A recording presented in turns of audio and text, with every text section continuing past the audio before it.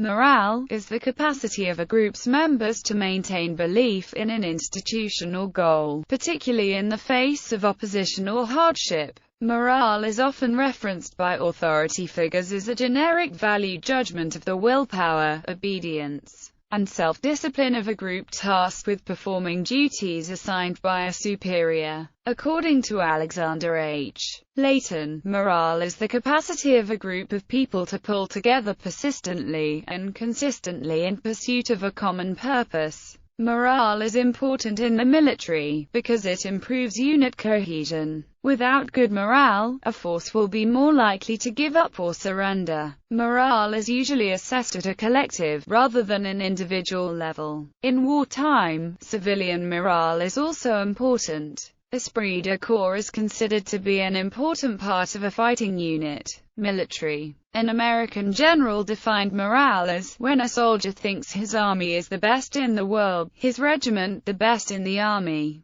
R. Knickerbocker, 1941. In military science, there are two meanings to morale. Primarily it means unit cohesion. The cohesion of a unit, task force, or other military group. An army with good supply lines, sound air cover and a clear objective can be said to possess, as a whole, good morale, or high morale. Historically, elite military units such as special operations forces have high morale, due to both their training and pride in their unit. When a unit's morale is said to be depleted, it means it is close to crack and surrender. It is well worth noting that, generally speaking, most commanders do not look at the morale of specific individuals but rather the fighting spirit of squadrons, divisions, battalions, ships, etc. Clausewitz stresses the importance of morale and will for both the soldier and the commander. The soldier's first requirement is moral and physical courage, both the acceptance of responsibility and the suppression of fear. In order to survive the horror of combat, he must have an invincible martial spirit,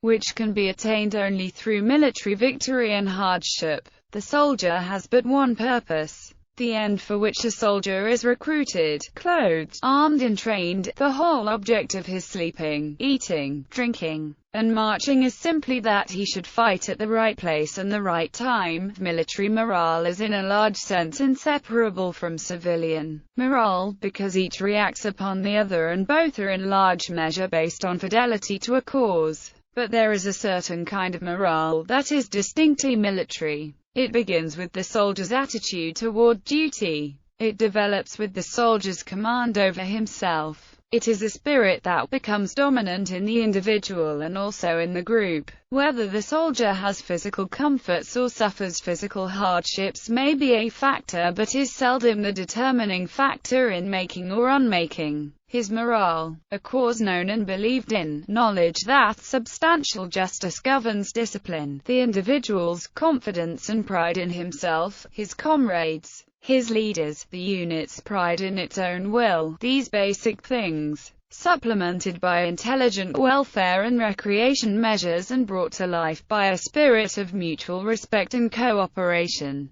combine to weld a seasoned fighting force capable of defending the nation. In August 2012, an article entitled "Army Morale Declines in Survey" states that only a quarter of the U.S. Army's officers and enlisted soldiers believe the nation's largest military branch is headed in the right direction. The most common reasons cited for the bleak outlook were ineffective leaders at senior levels, a fear of losing the best and the brightest after a decade of war, and the perception, especially among senior enlisted soldiers, that the army is too soft and lacks sufficient discipline. In the workplace, employee morale, in human resources, is defined as the job satisfaction, outlook, and feelings of well-being an employee has within a workplace setting. Proven to have a direct effect on productivity, it is one of the cornerstones of business.